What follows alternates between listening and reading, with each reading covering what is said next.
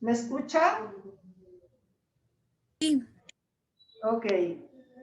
¿Quién sabe qué pasó?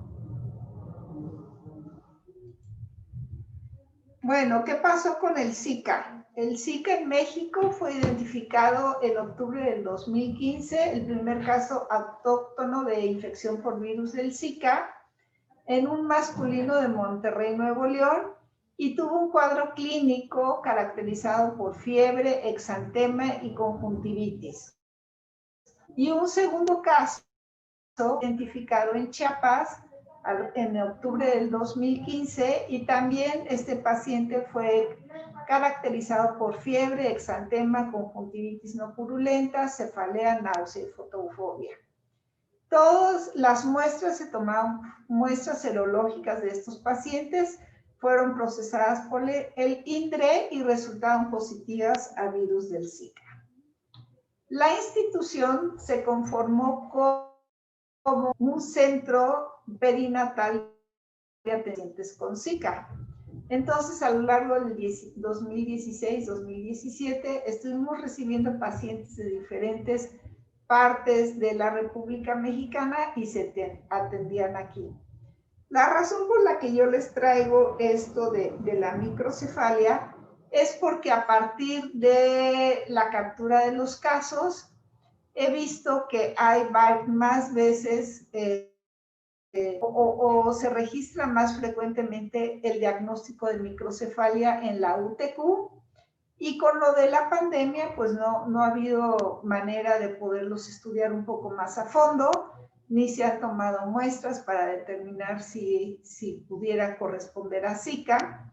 Y si vemos en el 2019, en todo el año se reportaron 13 casos, y ahorita para el 2020 hay 13 casos igual, pero vamos en el 10º mes.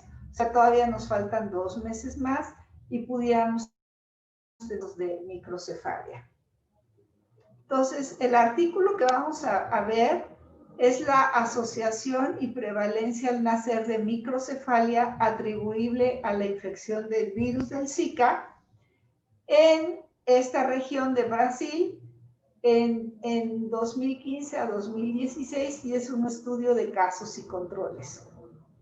Aquí lo más importante en medicina es que ustedes lean detenidamente cada artículo.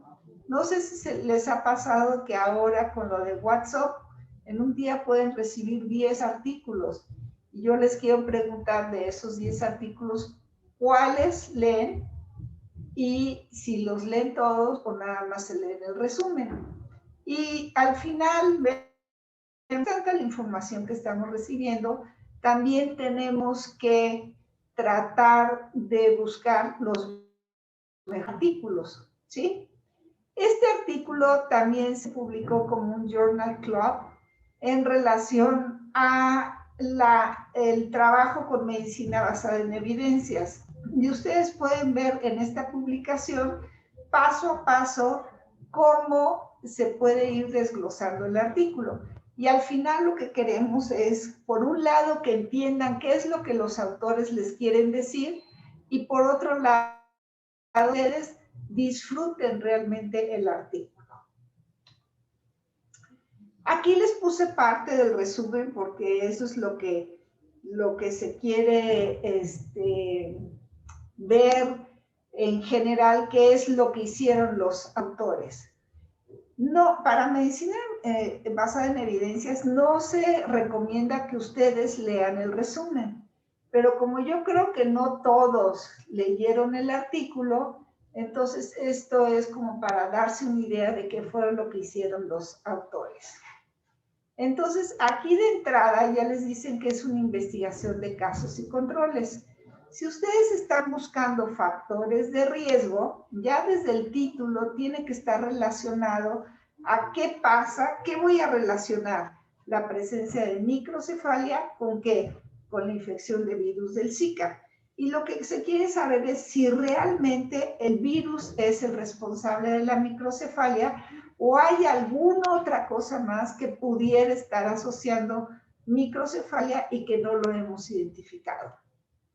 Entonces, son casos reportados de microcefalia de agosto del 2015 a febrero del 2016, ¿sí? Y para esto buscaron controles. Los controles tienen que ser niños que no tengan microcefalia, pero ¿dónde lo vamos a buscar? O ellos, ¿dónde lo buscaron? Eso se los tiene que decir el artículo. Entonces, ellos lo que hicieron que fueran controles que vivieran cerca del lugar donde vivían los niños con microcefalia y por lo menos tienen que tener 2 controles por caso. A estos niños también les sacaron muestras de sangre para corroborar que fuera infección reciente o no reciente del virus del Zika. ¿Sale? Entonces, de las cosas importantes que hay aquí en este artículo es que definen lo que es una microcefalia. Y la microcefalia la definen como un perímetro cefálico por debajo del percentil 3 y una relación perímetro cefálico-talla menor a este valor de 0.65, ¿sí? Entonces, si uno revisa los expedientes de perinato, nada más están tomando en cuenta como perímetro cefálico. Hay unos que nada más lo ponen por abajo de 33 o de 32 centímetros en neonatos de término, pero habría que revisar si esos 13 casos cumplen al menos el diagnóstico de microcefalia al nacer, ¿sí? Ellos también detectaron que puede haber niños que tienen una cabeza pequeña, ¿sí? ¿Cómo lo definen? Tiene un perímetro cefálico por debajo del percentil 3, pero la relación de perímetro cefálico y talla es mayor de 0.65. También pudieron encontrar niños desproporcionados que tienen perímetro cefálico por arriba del percentil 3 y relación perímetro cefálico-talla menor o igual a 0.65, ¿sí? O sea, son niños que están más cabezones que esta relación. A lo mejor es cabezón y la talla está más cortita y por eso te da esta relación. Y definitivamente los que no tienen microcefalia son perímetro cefálico por arriba del percentil 3 y relación perímetro cefálico-talla mayor de 0.65. Entonces, una cosa es ¿qué tengo al momento del nacimiento? Al momento del nacimiento yo tengo un niño en donde pudiera o no pudiera tener microcefalia. ¿Y qué fueron lo que hicieron los autores? Estos niños los siguieron a lo largo del tiempo para poder corroborar si tenían microcefalia o no tenían microcefalia. ¿Sí? Entonces, aquí les dan los resultados de cuántos niños tenían clasificados de acuerdo a lo que acabamos de ver y al final se quedan con 43 niños de 164 que inicialmente tenían, ¿sí? Y se estimó esta prevalencia y aparte enrolaron 114 niños que fueran con estos 43, ¿sí? Entonces, los autores son los que deciden qué casos van a tomar en cuenta y cuántos controles por cada caso. En esto, aquí, si mal no recuerdo, son 3 controles por cada caso. Y entonces, si ellos identificaban un caso, ¿qué era lo que hacían? Más o menos, cuando nació este bebé del caso, tienen que conseguir 3 niños que no tuvieran microcefalia del área alrededor del nacimiento. Y más adelante dicen que no los clasifican ni por sexo ni por edad gestacional, nada más que no tuvieran microcefalia. Me voy a adelantar un poquito los resultados, pero para que ustedes se den cuenta cómo el diagnóstico de microcefalia puede alterarse a lo largo del tiempo, ¿sí? Si ustedes ven, esta es una tabla que tiene 1, 2, 3, 4, cinco columnas, pero también tiene 1, 2, 3, 4 filas, ¿sí? Y vean aquí, de estos yo tengo microcefalia al nacimiento, tengo 91 pacientes. De estos 91, 34, que equivalen al 37%, se quedaron con el diagnóstico de microcefalia. O sea, podríamos decir que estas son las microcefalias verdaderas. Pequeñas en el momento del seguimiento fueron 5%, desproporcionados fueron 18% y no microcefalia fueron 40%. Eso quiere decir que un niño que tiene diagnóstico de microcefalia hay que seguirlo y hay que ver qué es lo que pasa para poder decir si al final es o no es microcefalia, ¿sí? Luego, ¿qué pasa con los pequeños al momento del nacimiento? Aquí tienen 36 y hacen el desglose de esos 36. Solo 6 se quedaron como microcefalia. De estos desproporcionados al nacimiento, que eran 21, solo 3 se quedaron con ese diagnóstico y al final estos 43 pacientes, que es el 26% del total de los 164, son los que van a estar analizando. Entonces, cuando ustedes vayan leyendo el artículo, o sea, tienen que ir buscando en los cuadros que les presentan los diferentes autores para comprender qué es lo que hicieron ellos y qué es lo que les quieren decir. ¿Hasta ahí vamos bien? Nada más hemos visto el resumen de qué fue lo que hicieron los autores. No hemos entrado a analizar el artículo. ¿De acuerdo? Ok. Estas son las preguntas, todas las preguntas que ustedes van a encontrar, ¿sí? Acuérdense que primero tenemos que ver si los resultados son válidos, luego cuáles fueron los resultados y si puedo aplicar los resultados a mi población. Eso ya lo saben. Entonces, lo primero dice que si el estudio aborda un tema claramente enfocado. La siguiente pregunta es que si los autores utilizaron un medio apropiado para responder su pregunta. La tercera es que si los casos y los controles fueron reclutados de una manera apropiada y si se midió con precisión la exposición para minimizar el sesgo. Estos 4 es lo primero que vamos a ver, ¿sí? Entonces, para responder esta pregunta, que si el estudio aborda un tema claramente enfocado, tenemos que revisar la introducción y buscar el objetivo del estudio. Si ustedes leen el artículo, ahí les van diciendo, primero, cuál es el conocimiento que se tenía al momento de que empiezan el estudio. En el momento en que empiezan el estudio, no había mucha información acerca de qué es lo que estaba pasando. Nada más sabían que en Brasil había un mayor aumento del número de niños con microcefalia. Y entonces querían investigar a qué pudiera ser esto, ¿sí? Entonces, este es el objetivo del estudio. Entonces, se quieren basar en tres temas importantes. Primero, la asociación potencial entre la microcefalia y la infección por virus del Zika, ¿sí? La prevalencia de la microcefalia atribuida a este brote y la asociación entre diferentes factores de riesgo maternos y la microcefalia. Entonces, por un lado, yo quiero ver si la microcefalia está asociada o no a la infección por el virus.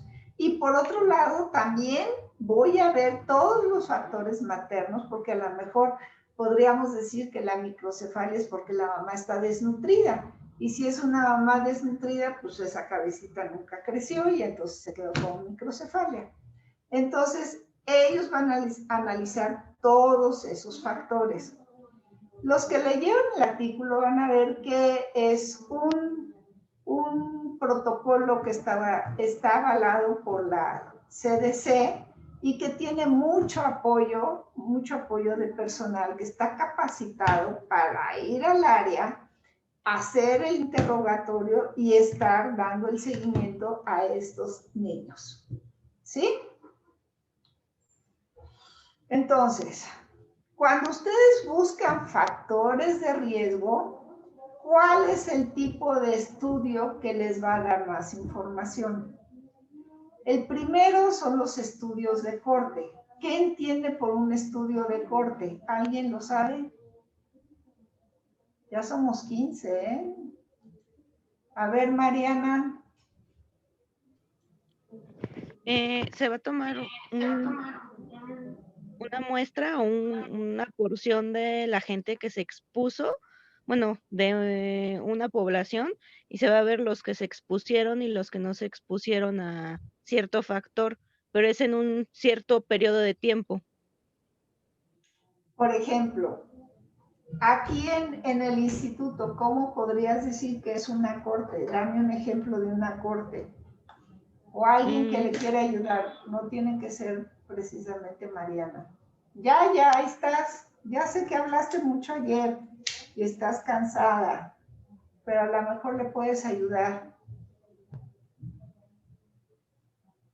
Yo creo que ya está dormida porque no nos hace caso. ¿Quién más le puede ayudar? Bersaín.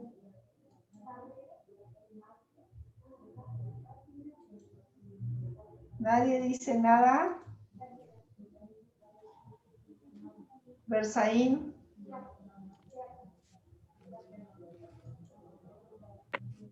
Mira, Alexandra ya entró. Aquí estoy. Hola, doctora. Ah, bueno.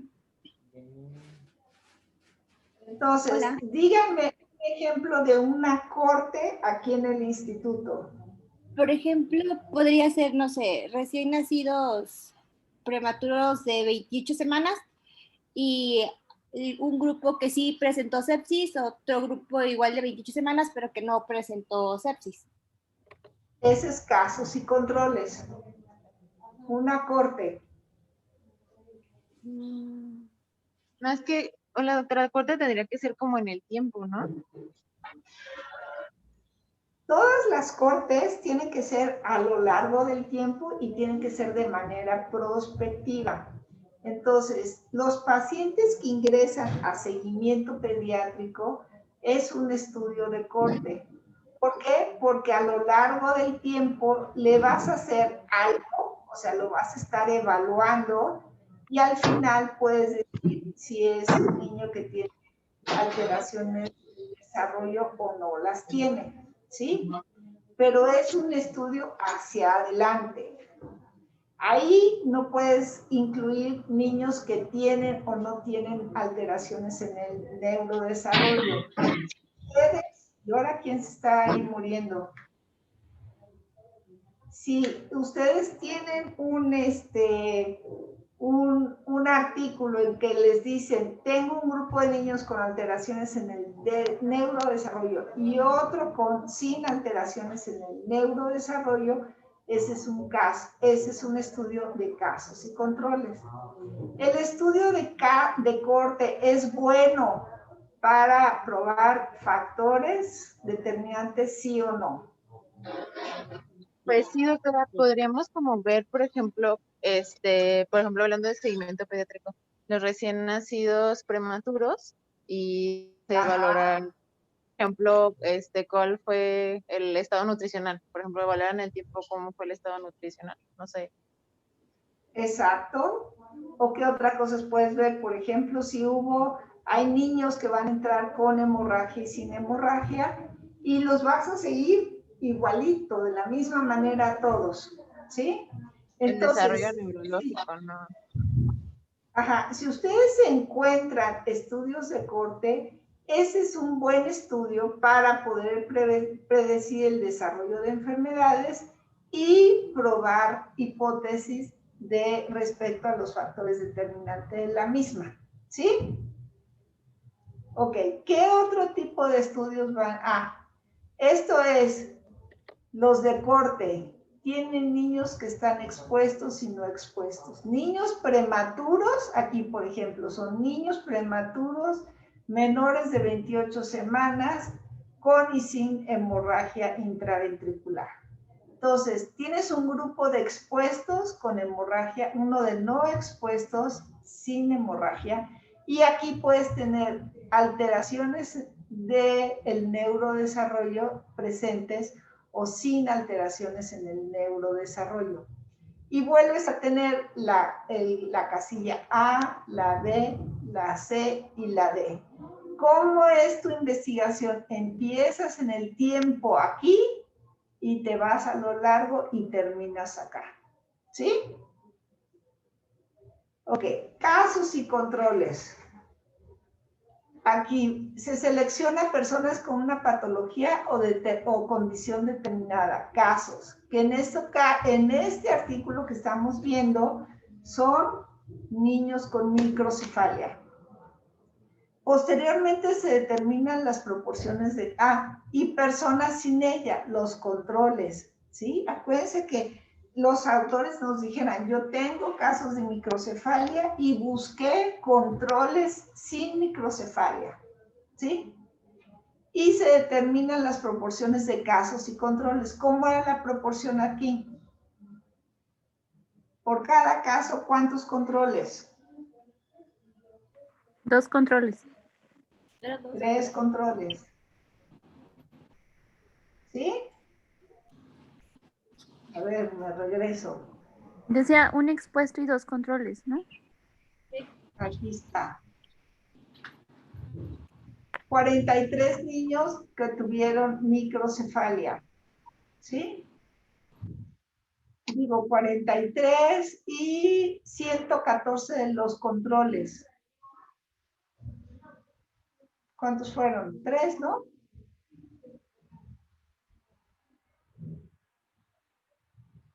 Más o menos entre 2 y 3. ¿Sale?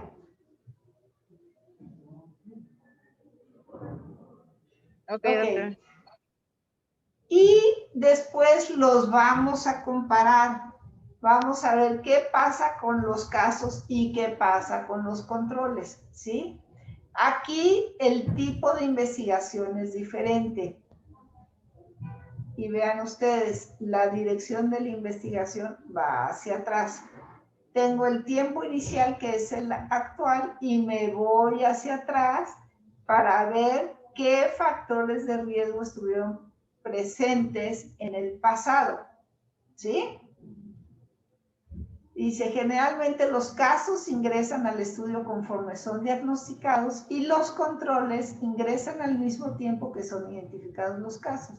En este tipo de estudio los casos provienen de una población y los controles de otra diferente. En cambio, en las cortes, todos vienen de la misma población. ¿Sí? Nuevamente, tengo mi casilla A, mi casilla B, mi casilla C y mi casilla D. ¿Hasta ahí vamos bien? Tengo expuestos y no expuestos, con evento adverso y sin evento adverso. Si ustedes comparan esto con esto, me van a decir, pues yo las veo igualitas, lo único que cambia es de dónde empecé. Aquí es hacia adelante y en la otra es hacia atrás. ¿Sí?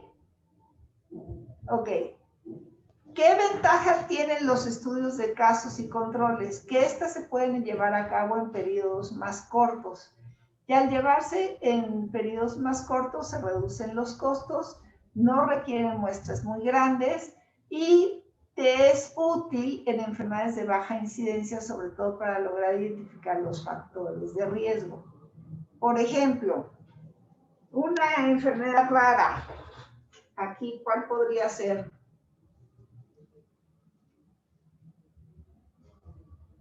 Descompresión de la microcefalia. Bueno, ese es el artículo, pero otro ejemplo. Por ejemplo, algo Yo, relacionado doctora, por ejemplo, ahorita que, bueno, que puse lo de hernia fragmática, había un estudio de casos y controles en los que unos utilizaban óxido nítrico y en los controles utilizaban nitrógeno, utilizaban oxígeno y se evaluaba el tratamiento. Ajá, pero ahí acuérdate que hay artículos de terapia. Y entonces ese artículo pudiera estar relacionado más a un estudio de terapia que a uno de factores de riesgo. Aquí lo que tú estás buscando es qué le ocasionó la hernia diafragmática. Estos son estudios de factores de riesgo. ¿Sí? ¿Ves la diferencia? O sea, aquí yo quiero saber qué fue lo que me causa determinada patología. ¿Podrían Lo que ser tú me estás los bebés con gastrosquisis? Los bebés con gastrosquisis puede ser, pero yo me iría más, por ejemplo, un hipertiroidismo neonatal. Esa es una patología rara que si yo hago una corte, a lo mejor en una corte voy a necesitar mucho tiempo de estar evaluando a los niños para encontrarme unos 10 casos. En cambio, si empiezo al revés y digo, voy a empezar con los casos, busco los niños en los últimos 5 años que han tenido hipertiroidismo neonatal y luego lo comparo con los que no tienen hipertiroidismo neonatal, pero que la mamá sí tenía patología tiroidea. ¿Sale? ¿Sí notan la diferencia? Sí, doctora. Ok, entonces, esas son las ventajas de los casos y controles. ¿Qué desventajas tienen? La información sobre el factor de estudio se obtiene después de haber ocurrido la enfermedad. Y obviamente hay mayor presencia de sesgos. ¿Por qué hay sesgos? ¿Qué entienden por sesgos? Sesgo es un error que se da por la malinterpretación de la información o por cómo se organiza. Exacto. O sea, si yo, por ejemplo, estoy buscando, si yo tengo una corte aquí en los niños de seguimiento pediátrico, todo el mundo ya está sistematizado a hacer lo mismo en todos los niños. Y las variables que van a estar buscando van a ser siempre las mismas.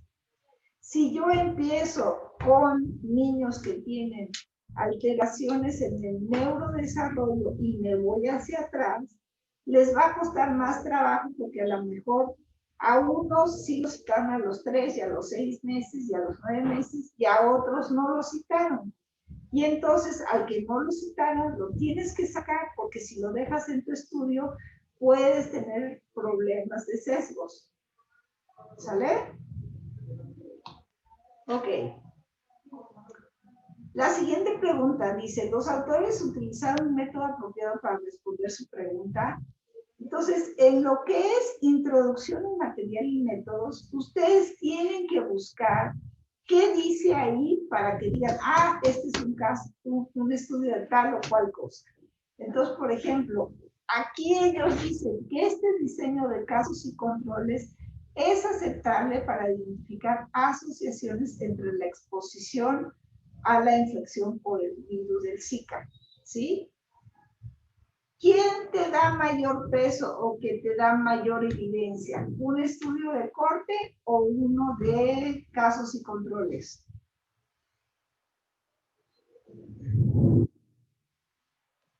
A ver quién anda por ahí. Oscar.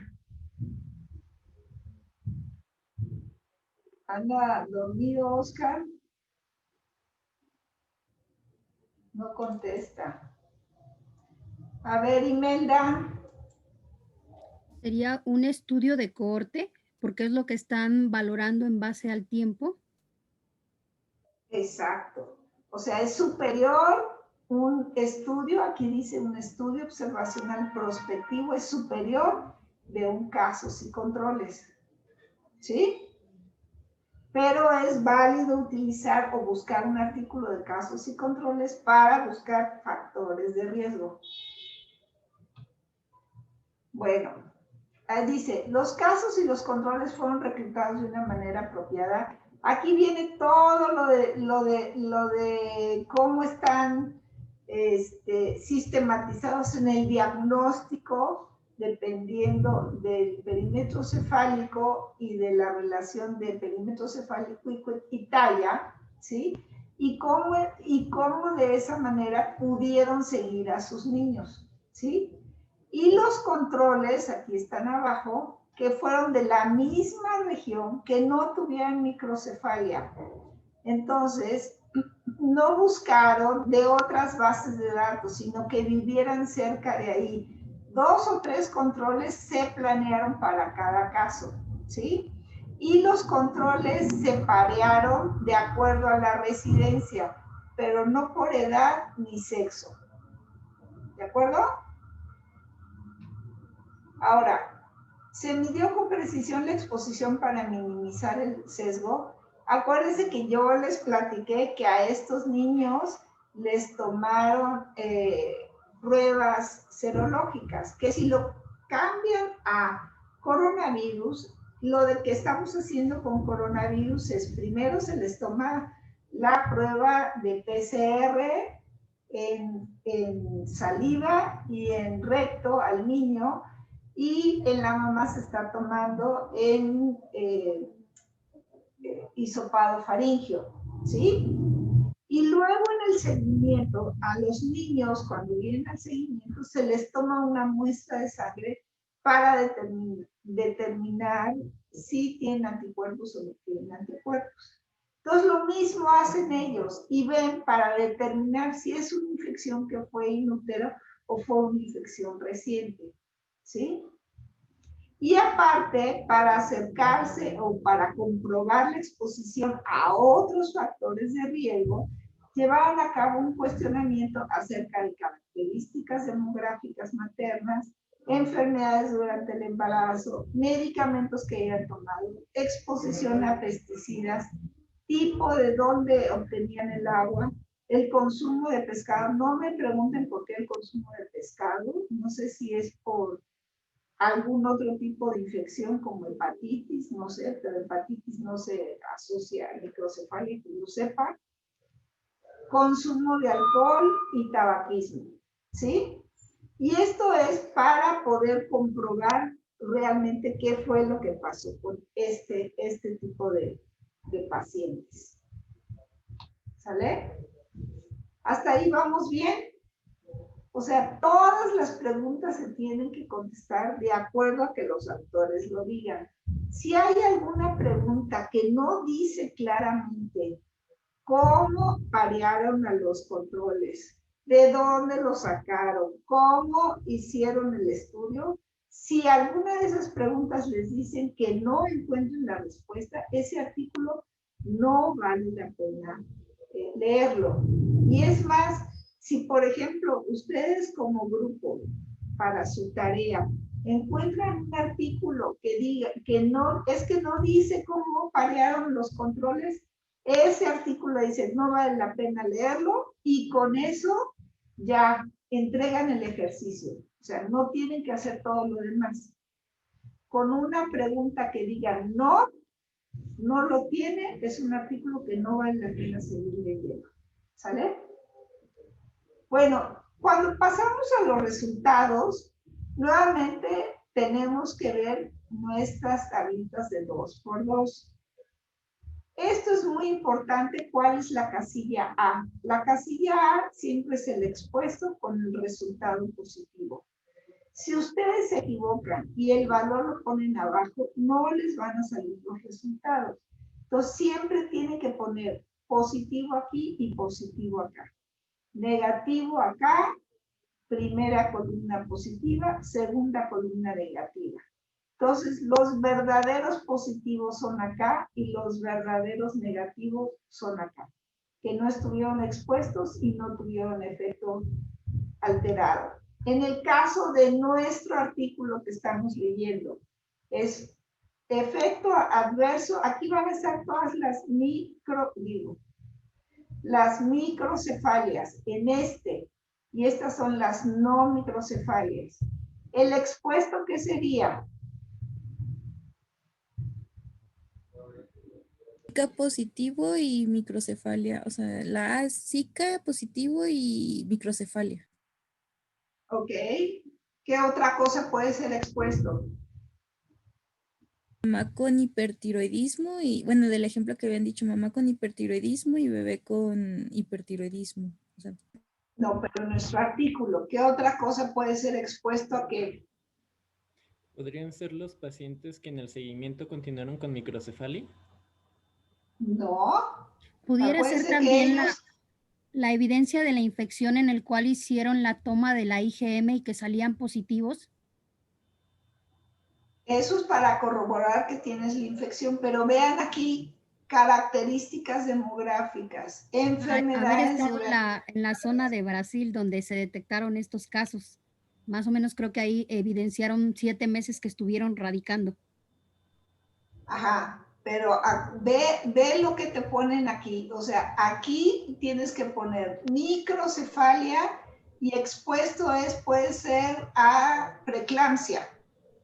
Y acá consumo de abajo son los pescado. no preeclampsia. Entonces tú tienes niños con microcefalia y niños sin microcefalia. ¿Quiénes tuvieron preeclampsia? ¿Quiénes no tuvieron preeclampsia? ¿Quiénes estuvieron expuestos a insecticidas? ¿Quiénes no estuvieron expuestos a insecticidas? ¿Sí? Acuérdense que hicieron las dos cosas. O sea, buscaron tanto la infección por Zika como todos los aspectos epidemiológicos que pudieran estar alrededor de esas mujeres. Y aquí te lo dicen. Consumo de pescado, consumo de alcohol, tabaquismo, y estas son sus variables, o sea, ustedes las conocen como variables. Estas son todas las variables que buscaron y acá las tienes que poner microcefalia y no microcefalia, ¿sí? Bueno, creo que esto ya lo habíamos visto. Tengo mi cuadrito de 2×2. Cuando es prospectivo, saco el riesgo relativo. ¿Qué es el riesgo relativo? Es el riesgo absoluto, o sea, A entre A más B, entre C más C más D. ¿Sí? Ok. Cuando tengo casos y controles, habíamos visto que el cuadrito es el mismo, el mismito. Tengo A, B, C y D. Tengo con evento adverso, o sea, microcefalia, no microcefalia, y los expuestos, tengo aquí expuestos a lo que ustedes quieran, puede ser a la infección del virus del Zika, o expuesto al pescado o expuesto a cualquier patología materna durante el embarazo y no expuestos. Pero cuando se van atrás, lo que tienen que sacar es la razón de momios o la razón de ocurrencia o los famosos odds ratio, que son los que salen en las publicaciones en inglés. ¿Sí? ¿Y cómo saco este valor? Pues el valor es muy sencillo, porque lo que tengo que hacer es A, o sea, ustedes lo pueden hacer de dos maneras. O tienen A entre C, entre B entre D, que es igual a hacer A por D entre B por C. Así se saca la razón de momios. ¿Sí? ¿Hasta ahí van bien? Berzaín, ¿le entiendes? Sí, doctora, me cuesta un poquito de trabajo, pero sí. Imelda. Sí, doctora.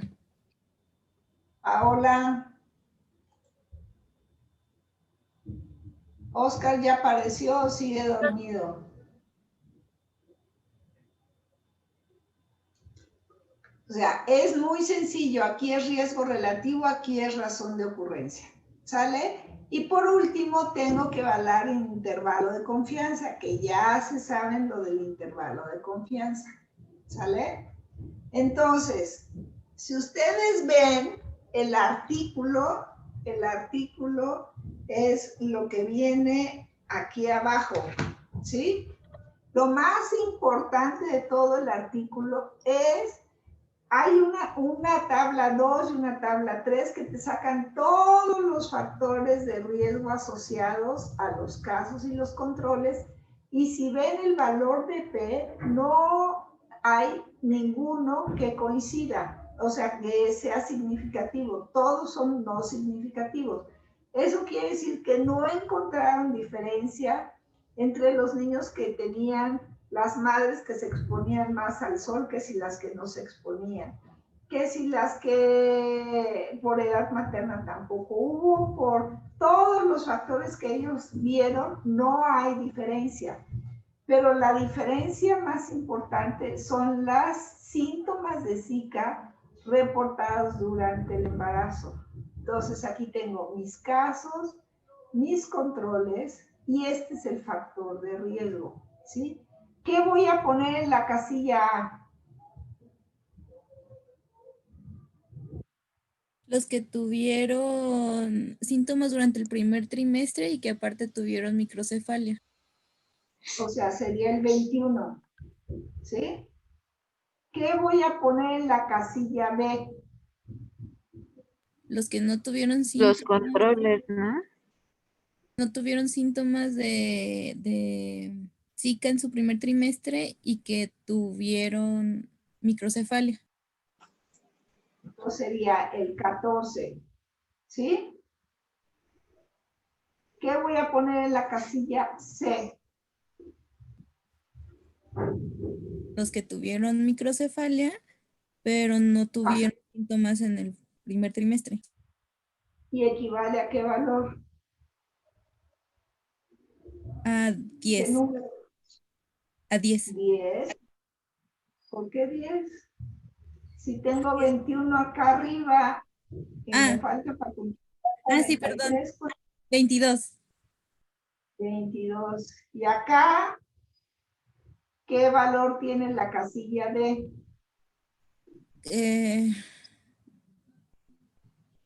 114 menos 14. 100. 100. Entonces, a ver, vamos a hacer esto. Nos vamos directamente a la calculadora y le pongo 21. Ah, mira, aquí me equivoqué, con razón, no me salió. Era 43, ¿verdad? 23. Ajá, perdón, 22. Eran 22. Ah, pero es que mira, aquí esta calculadora está al revés. Entonces, es muy importante que ustedes se fijen, porque mira, aquí están los casos, o sea, la suma de estos me tiene que dar los 43 y los controles tienen que estar aquí abajo, ¿sí? Y son los 114. Los expuestos son 2 y 1, 3, son 35 expuestos. Déjame ver aquí cómo están. 21 y 14 son 35, ¿no? Sí. Entonces, los expuestos son 35 acá y los no expuestos son los 122 acá. Le pongo resultados y me tiene que salir, me sale que es un valor de P de 0. Y una OR de 6.81. Yo me voy a corroborar acá y el P sí coincide, aunque el OR no me coincide, pero ellos hicieron otra cosa, ajustaron algo, que no sé cómo lo sacan, pero vean el intervalo de confianza de 2.8 a 15.4. Y si me voy acá, aquí está de 3 a 15.4. Si se dan cuenta, no toca la unidad. Eso quiere decir que los pacientes que tuvieron microcefalia, o sea, estos casos, ¿sí? Y que estuvieron expuestos a la infección por virus del Zika, el riesgo que tienen para tener microcefalia es de 6 veces más que los que no tuvieron microcefalia. O sea, la infección es el factor de riesgo, ¿sí? Y esto puede ser desde 3 veces más hasta 15 veces más que los que no tuvieron microcefalia. ¿Sale? Y así es como se interpreta esto. Y al final es si puedo aplicar los resultados a mi población. Lo que yo les decía es que perinatología fue centro de referencia de pacientes afectadas por probable infección de Zika durante el primer trimestre del embarazo. Se seguía todo un protocolo, es más, la doctora Gaby y los que vayan a rotar en un futuro con ella, que esperemos que sí puedan rotar, ella llevaba todo el control en el seguimiento pediátrico aquí para ver cuál era la evolución de los niños. Muchos niños se perdieron porque son niños de provincia, ¿sí? Y estos niños de provincia les cuesta más trabajo venir aquí al seguimiento. Si ustedes me dicen qué tendríamos que hacer con estos niños que están diagnosticando en la UTQ con perímetro cefálico por abajo del percentil 3, ver que realmente sean por debajo del percentil 3. Y tienen que valorar factores que pudieran estar condicionando esto. Desde donde vive la mamá, de donde estuvo, que si tuvo alguna enfermedad exantemática durante el primer trimestre, tratar de hacer un estudio un poquitito, aunque esté 24 horas, no quedarse nada más con que pues no pasa nada y que se vaya a la consulta y que luego lo ve el neurólogo, porque ustedes como neonatólogos y pediatras tienen que dar un abordaje más multidisciplinario, una visión más generalizada de lo que pudiera pasar con estos niños. ¿Sí? Ahora Doctora, sí, duda. Ajá, dime. doctora, Ajá, ¿yo quién? Paulina, Ah, ok. tengo una duda. Por ejemplo, en la diapo donde puso los resultados, ¿carece de alguna validez o es más importante que el hecho de que que una razón de momios tenga un intervalo de confianza tan amplio, por ejemplo, lo de infección confirmada que va de 7 hasta 109, a que tenga un intervalo de confianza más corto? ¿Eso tiene algún significado en cuanto a la interpretación? Pensando que es más o menos, por así decirlo, estadísticamente. O sea, si tú tienes por ejemplo, pongamos aquí que este es el intervalo amplio, ¿no? 6.2 que va de 2.8 a 15.4. En lugar de tener 2.8, que nos fuéramos a 154. Si fuera Ajá. 154, acá nos iríamos a 62. Lo primero que te dirían es que está muy amplio tu intervalo de Exacto. confianza. Ajá. Y como está muy amplio el intervalo de confianza, lo que se recomienda es que tienes que aumentar tu muestra para que el intervalo sea más pequeño. Pero eso ya depende de los que hicieron el artículo. Acuérdate que tú estás de este lado como analizando la investigación de los que hicieron el artículo. Ok, ¿Sí? pero sigue siendo, o sea, lo puedo tomar como una información ahora sí que basada en evidencia, aunque sea un intervalo de confianza grande. Exacto, o sea, si aquí te sale P de 0.01 con un intervalo muy grande, tú dirías, híjole, a lo mejor estos investigadores tienen que aumentar su N para ver si aumentando la N pueden disminuir este intervalo de confianza. Ah, ok. O sea, se toma como que con un poquito más de reserva, pero sigue siendo válido. Sí, claro. Ok. Ah, ok. Sí, es que siempre tenía esa duda. Gracias, doctora. Y lo que pueden hacer es que ya son las 12, ya se nos acabó el tiempo. Pero lo que pueden hacer es sacarlo a mano, igual ponen su tabla de 2 por 2 y ponen las casillas 21 como lo dijimos y luego lo multiplican A por D entre B por C y les tiene que salir este número de 6.2 o el que a mí me salió de 6.8. ¿Sale? Okay. Y si no le sale ese número, pues tenemos que volver a revisar qué fue lo que pasó. Ok. Gracias. ¿Sale? Sí, doctora. ¿Dudas, preguntas, comentarios? ¿Les gustó? ¿Le entendieron? Le entendí más con los ejemplos, doctora. Igual y aplicándolo, pues ya como para dominarlo. Exacto, o sea, medicina basada en evidencias lo deberíamos estar haciendo todos los días. Pero si ustedes les digo que ahora con el WhatsApp que te llegan 10 artículos todos los días, pues dices, no, pues ni quien los lea. O sea, lo que tienen que hacer es tratar de escoger el mejor artículo y leerlo así a conciencia, a decir, mira, estoy disfrutando realmente leer este artículo porque me está diciendo todo lo que trabajaron, cómo lo hicieron, y yo como lector de ese artículo tengo que entender lo que ellos me quieren comunicar y aprender de ellos. ¿Sí? Del temario, bueno, no sé si llevamos el temario o no, pero el siguiente análisis va a ser de pruebas diagnósticas, ¿sí? Esa clase se las va a dar la doctora Gloria. No sé si el lunes, el miércoles o el viernes, alguno de esos días se lo va a dar, y de todas maneras yo voy a seguir con ustedes, si no analizamos los de pronóstico y los artículos de daño. ¿Sale? ¿Dudas, preguntas? No, doctora, gracias.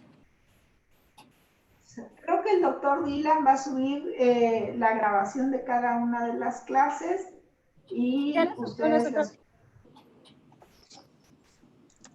ustedes las tienen, ¿no? Las dos previas ya las subió. ¿No las ha subido? Sí, sí, Si sí, doctora. no, ya las subió. Ok. Bueno, pues si no es así, nos vemos la semana que entra el lunes. ¿Sale? Gracias, doctora. Gracias, doctora. No, nada. Muchas gracias. Hasta luego. Gracias. Adiós. Oye, Ime, no te salgas hasta que se pueda, hasta que te diga qué onda.